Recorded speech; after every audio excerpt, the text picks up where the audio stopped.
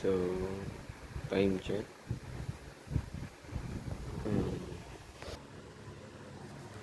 11:07.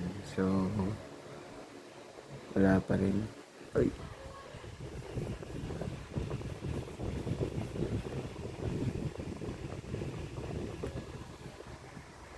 So, yun. Time check. 11 na. Wala pa rin yung ano ko. Wala pa rin yung aking tubig na hinihintay. So, kanina na nagbabasa-basa ako. Ilang ano yan.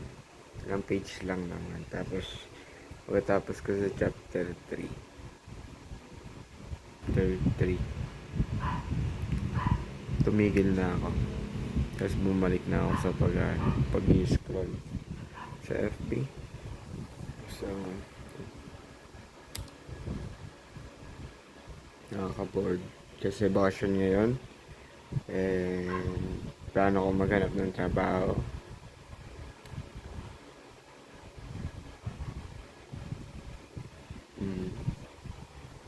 Plano ko maghanap ng trabaho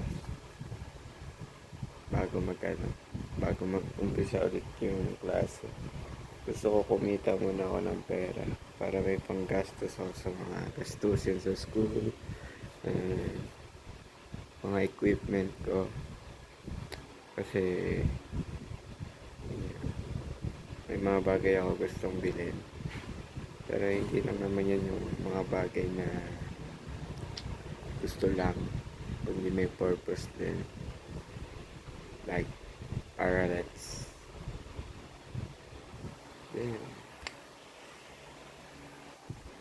for push-ups. Ganun.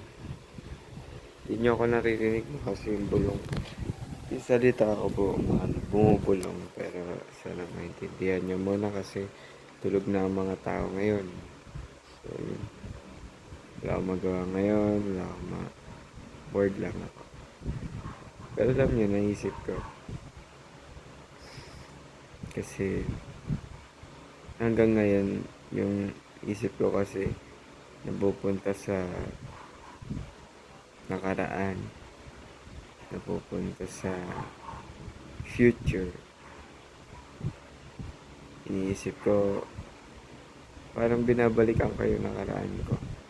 Kung ano yung mga nangyari sa akin itong nakaraang buwan. Ano yung mga regrets ko. And sa future naman, kasi natatakot ako kung ano na mangyari sa akin sa future. Kasi nawala ko na yung mga bagay na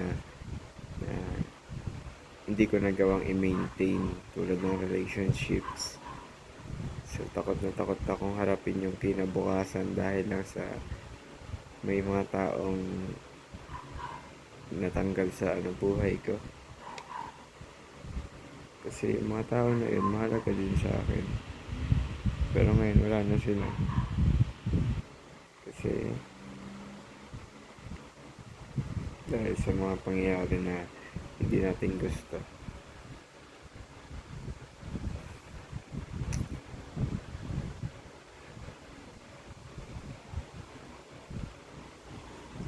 Pero sabi nga, yung mga taong masasaya, yung mga present sa moment. Present in the moment. Tama ba? Hindi nila iniisip yung past. Hindi nila iniisip yung future. Nakafocus sila sa present. Sa kasalukuyan. At yun yung gusto ko munang gawin. Kasi masyado naapektuhan kapag iniisip ko yung yung past. And sa future naman masyado akong naramdaman ko yung takot. Kasi enrollan na naman, bagong klase, bagong tao. Hindi ko alam kung paano ko bubuuin yung gusto kong grupo. Like that. But tignan natin sa future. Sa future pa naman yun, hindi pa naman yun dumadating. Sa muna tayo. Sa present. Yun na muna. Konting learnings Mula kay Uncle Justin. So, yun.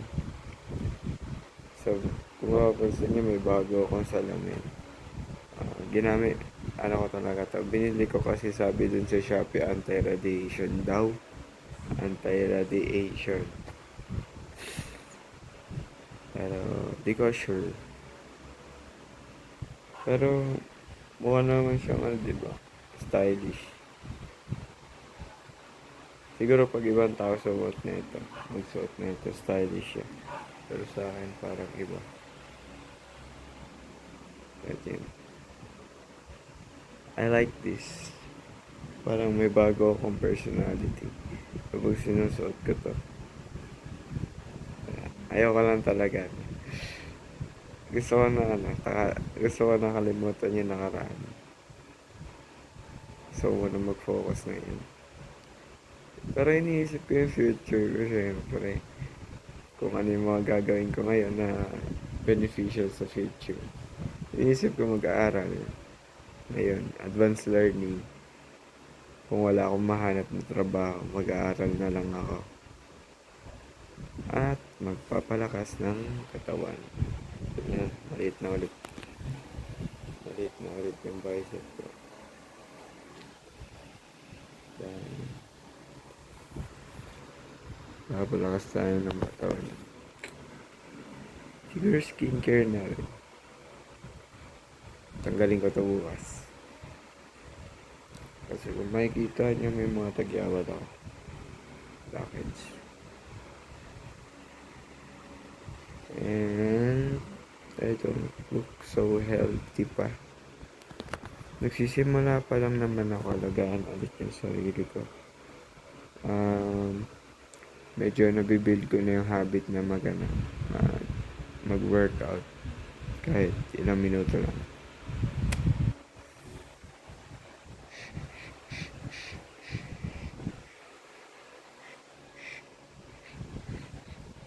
So, yun lang muna ngayong gabi. Antok na talaga ako. Wala na yung tubig. Prime water, ano nangyari?